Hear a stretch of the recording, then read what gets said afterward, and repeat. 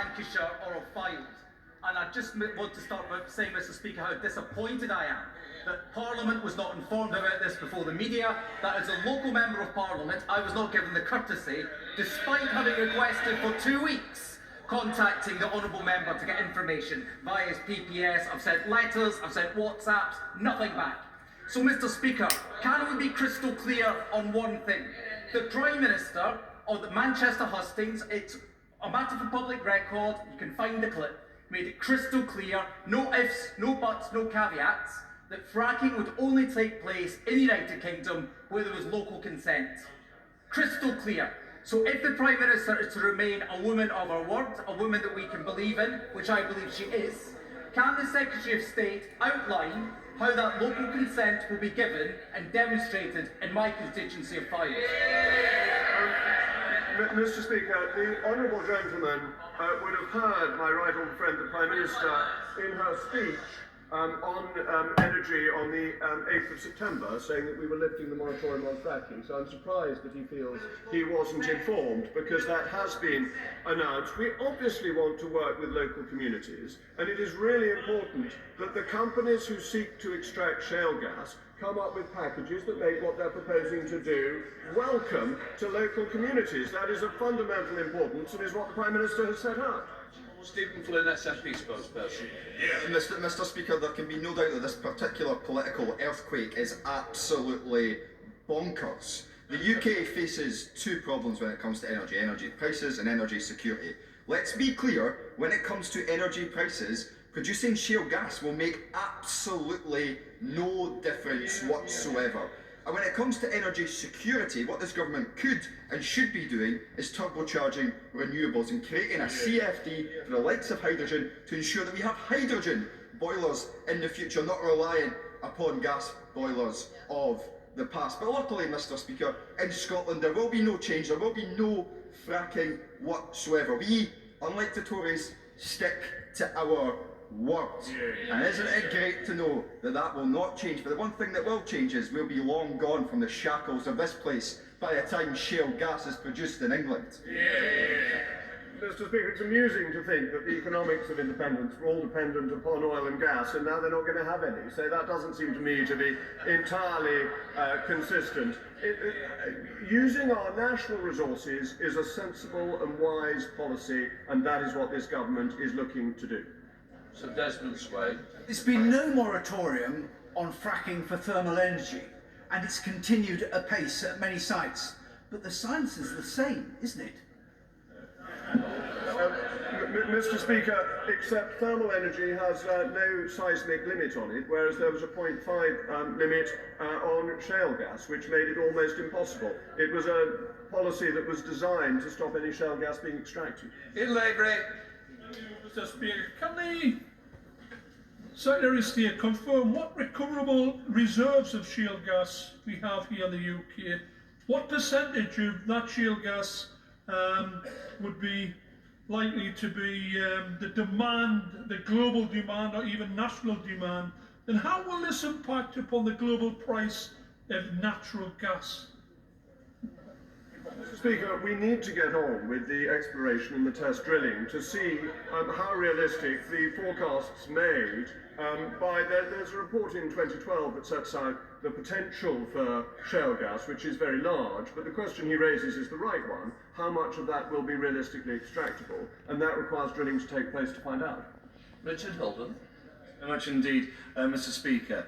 Obviously, in the long term, looking to these measures to increase security and increase supply is incredibly sensible, not only just in terms of getting prices down, but also in terms of delivering energy security. But for many of my constituents still struggling with energy prices now, particularly those off-grid, can the Secretary of State just outline a few of those and where he intends to go further in that short-term support as well? Mr. Speaker, I think that was the last urgent question that we discussed that, so I will ask the honourable gentleman to look at Hansard. Caroline Lucas.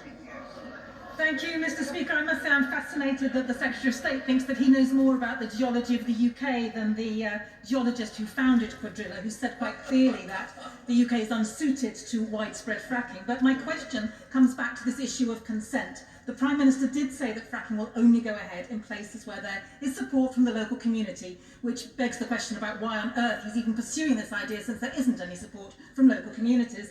But how is he going to measure that, particularly given that this terrible and deeply unpopular decision coincides with the government's draconian new anti-protest laws? Mr. Speaker, in relation to Quadrilla, the gentleman in question, I believe, left the company 10 years ago, so he's somewhat out of date in terms of the company that he purports to represent. The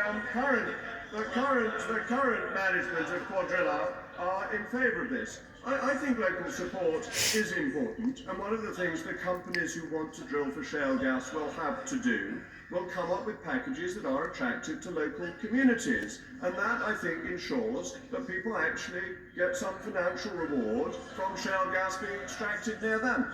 Ruth Edmonds.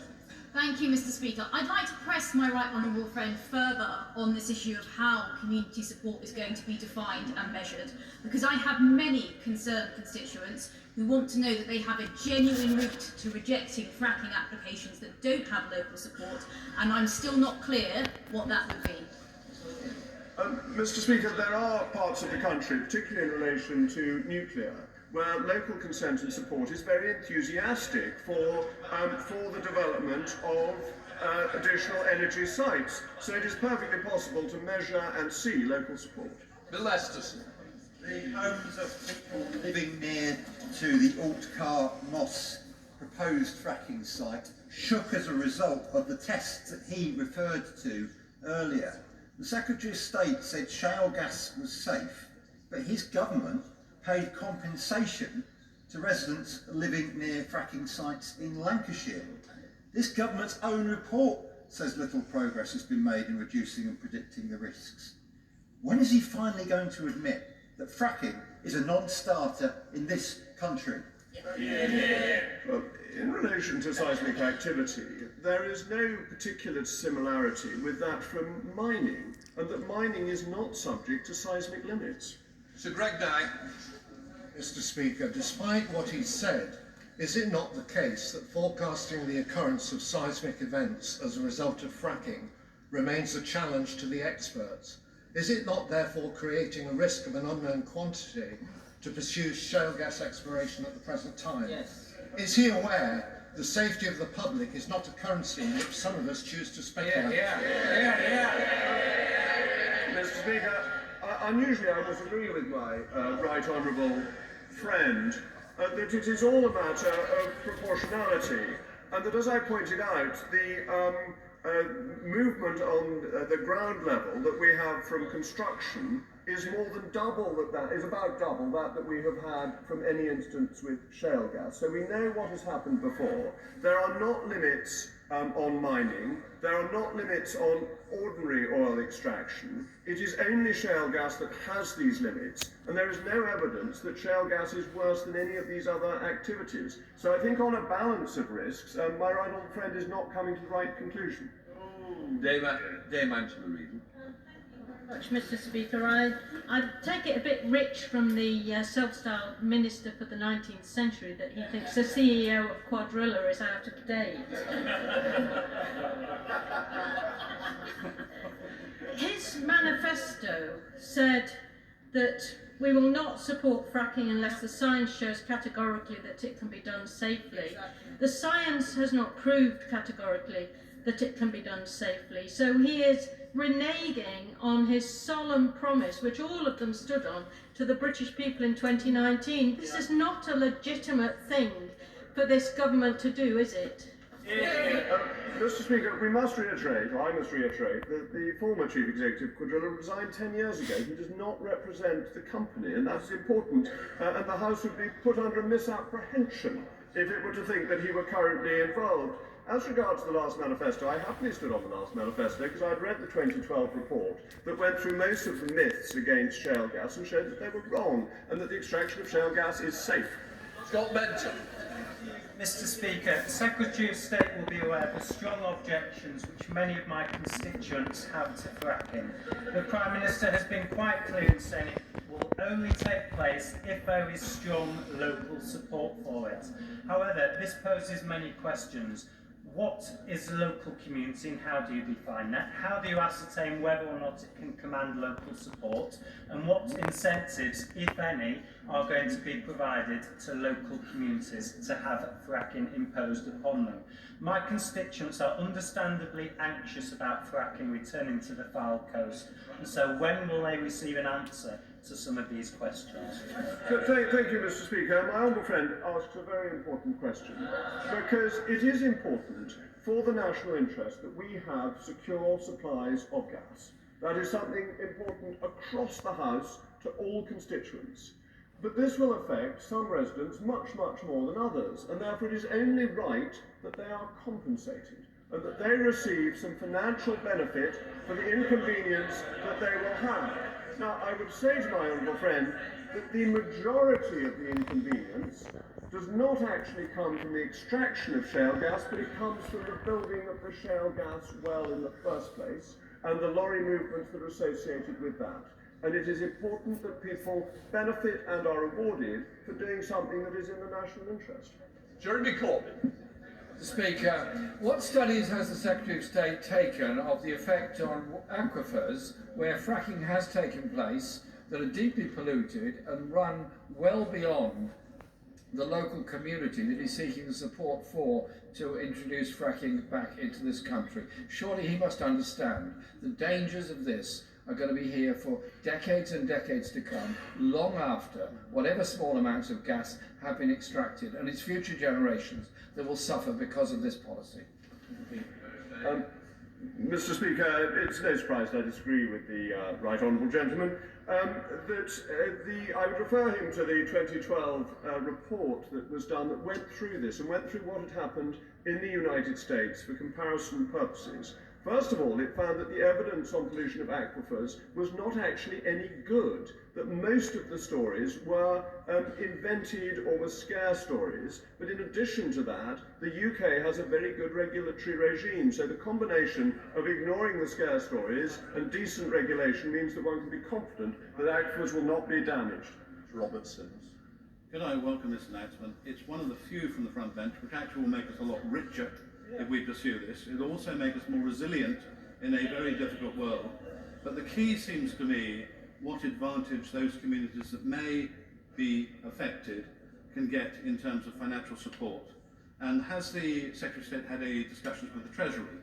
Because it seems to me that if local people do give their consent, it's in the national interest. I'm very grateful.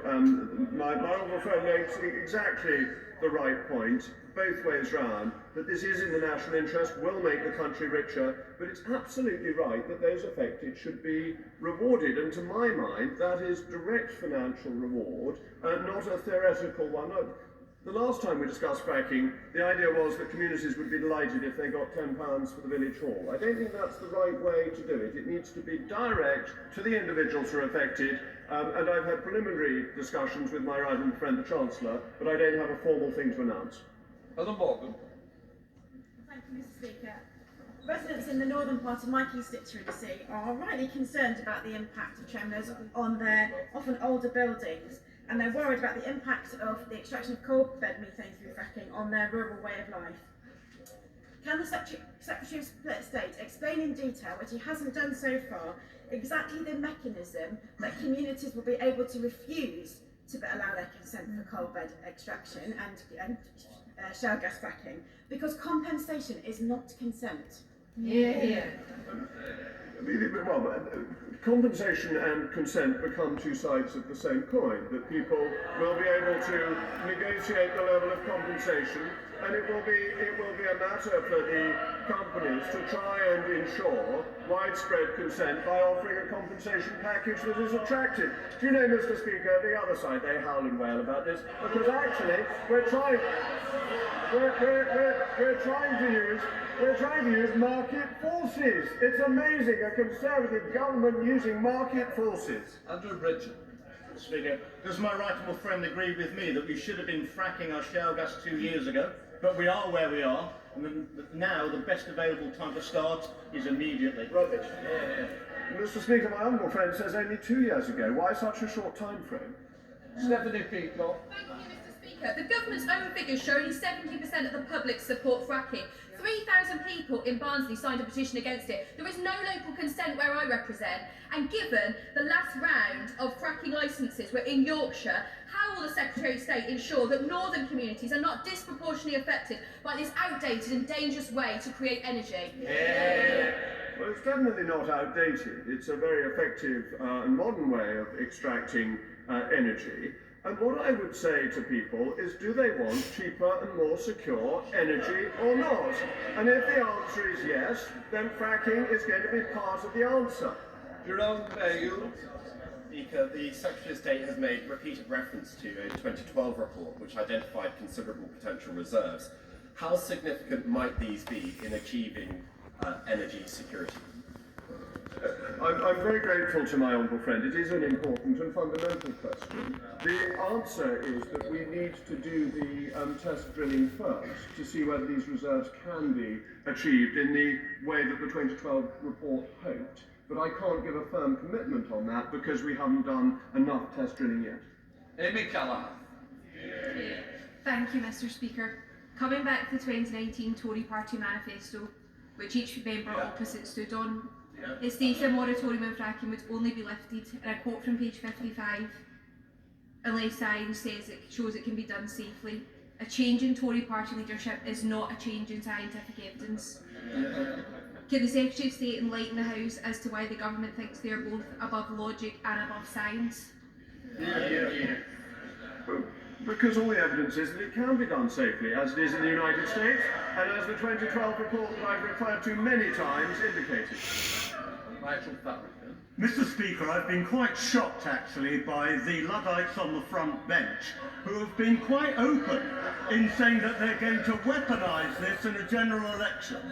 So for those who fear the unknown, may I tell my right honourable friend that the 0.5 limit on the Richter scale is nothing compared to the 1.5 limit on the Richter scale which Lichfield is currently enduring from pile driving for HS2. If we can live with that, though we don't really like living with that, Mr. Speaker, we can certainly enjoy the benefits from fracking.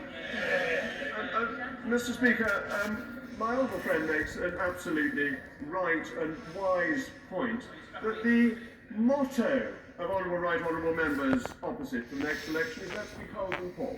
That's really the prospectus they're putting before the British country, British people. And as regards seismic activity, there are millions of seismic events of 2.5 or lower in the world every year. We should not assume that every seismic event is the San Francisco earthquake. John Warren. Well, let's leave that debate in the House of Commons, and we can speak now to Quadrilla's CEO Francis Egan, who they've been drilling fracking wells in Lancashire before that moratorium was introduced. Mr. Egan, welcome to BBC News Channel. How long ago did you find out that this moratorium was going to be lifted? I found out when the rest of the world found out, when the Prime Minister announced it in the House of Parliament about 2 weeks ago. And of course, due to the sad events of the Queen's passing, we waited until today to have it officially confirmed in the written ministerial statement. And I commend the government for doing it. I think it's a very sensible and badly needed decision. Why, when there's so much opposition to it, particularly amongst in the communities where you'd actually be operating? Well, a large part of the opposition to our original planning application in Lancashire didn't come from Lancashire, and a good portion of it didn't even come from the UK. So I think there are a lot of people who are in favour of it, and furthermore, given the energy price rises and the commitment by ourselves and other industry players to put a significant portion of revenues back into the local community, there will be a lot of support for it. Well, clearly, listening to the politicians in the House of Commons this morning, that's wrong. There's a huge amount of opposition. They've just said so. Well, you know, politicians on one side say one thing, politicians on the other side say another thing. But well, that doesn't mean sorry, Mr. Egan, but that doesn't mean that you can ignore those who are on the side that's saying that we don't want this, and neither do our voters. I'm not ignoring anybody. I'm not ignoring people who are. You've just said that there's not a lot of opposition in this country. It's from outside. That isn't true. Actually, what I said was that a large part of the opposition to our original planning application came from outside this country, and that is factually correct. You can go to Lancashire County Council planning and check that. On the record. So then how do you answer? So how then do you answer the opposition that you've just heard this morning? It's very vocal opposition that an alarm that the government is going down this route. Well, I actually haven't heard everything that's been said in the House of Commons. I've just come on to your programme now, but the rationale for this is very sensible and well evident. The country is going to need gas for decades to come. We're currently importing increasing quantities of shale gas from the United States, higher emissions than what we can produce ourselves, with no benefit to this country. So we should be developing our own resource, increasing tax revenues, benefits for local communities, financial benefits, and of course energy self-sufficiency, all of which make entirely sensible decisions. How can then fracking help the UK squeeze on energy? Can you quantify it for us? How much difference is it going to make, and what impact will it have on the average household bill? Well, the decision to explore and hopefully produce shale gas is not something that is going to impact household bills tomorrow. Nothing is going to impact household bills tomorrow. When will it, and to what extent?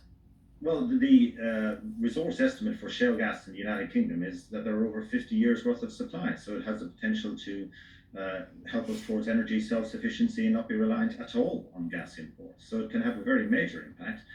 One producing site could generate hundreds of millions of pounds in local community benefits alone. So there's very significant financial and energy security benefits to be had in developing this resource. How quickly? It depends how quickly we can get the consent to go ahead. We've heard this morning that the government has lifted the moratorium. That's a fantastic first step. We need to hear the detail of what they're saying on the regulatory limits, and of course we need to go through the planning process as does everybody else. So we need to take those steps, but once they're taken, we could be flowing shale gas from initial wells, initially in small quantities, within 6 months from our existing site. But the geology hasn't changed, so the risk hasn't changed, has it? Well, the geology hasn't changed, so the gas is still there. The government has said, and we agree with them, that the risks are no different than the risks being applied to other energy extractive projects, including geothermal, mining and quarrying, all of which we've been doing successfully and will continue to do for many years in this country. But so from why should shale gas be fracking, treated the risk was differently? deemed to be unacceptable, and that risk hasn't changed because the underlying geology hasn't changed. As I said, the risk is no different to other extractive industries, geothermal, mining, quarrying, all of which we have and continue to be doing successfully. So why should shale gas be treated differently? Francis Egan, CEO of Quadrilla, thank you very much. You're welcome. We would have